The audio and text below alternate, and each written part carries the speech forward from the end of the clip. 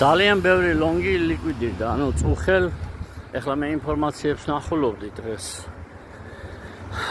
და ძალიან ბევრი არის ლიკვიდირებული ლონგი, ესე იგი არ გაამართლა ზევით არ წავიდა, ელოდე მოლოდინი იყო ნეიტრალური, მაგრამ გაკედა ნეიტრალური პლუს მკაცრი განცხადება ფედის. ეხლა მომავალ კვირაში დაგეგმილი არის, რომ იქნება 2-3 განცხადება ეს ზუსტი დღეები აღარ მახსოვს სამწუხაროდ. ინფლაციაზე, ასევე კეთდება შრომის ბაზარზე, ეკონომიკაზე და სხვადასხვა. ასევე clarity აქტის მიღების განხილვის დღეებიც მაისშია ჩანიშნული. ყველაფერი პოზიტიური უნდა იყოს რა. გარდა ინფლაციის, ანუ ინფლაცია ცოტა არ არის ისე დონეზე, რომ შემცირება გააკეთოს. არ არის მოსალოდნელი შემცირება. მაგრამ მთავარია მე რამდენი ხანი არ იქნება ეს შემცირება.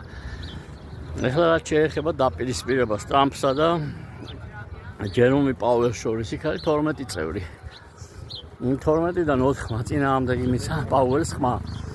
ეს არ არის ცოტა. ეს არ არის მცირე ხმა.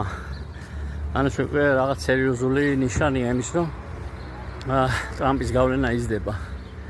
ხლა ერთია რომ იზრდება და ეს არ აწყობს ამერიკულ ეკონომიკას, იმიტომ რომ ინფლაციის მოთვენიერება ცოტა რთულია იქ. ეს ის სხვა ეკონომიკა, ის არის ნამდვილი ეკონომიკა და იქ ესე ტრამპის სურვილებზე სიარული თან ეწინააღმდეგება პაუელი.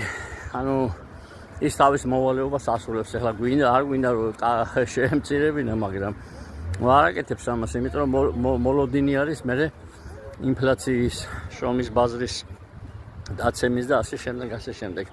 ანუ ის ამ მომენტში პროფესიონალურად მოქმედებს, მაგრამ ისეთ ზომებს იღებს, რომელიც ძალიან არ დააზიანებს ფინანსურ ბაზარსაც. ესე იგი, ამ შემთხვევაში იმან რაღაც ესეთი ოქრო შუალედი იპოვა, თუმცა თვად ბოლომდე ვერა.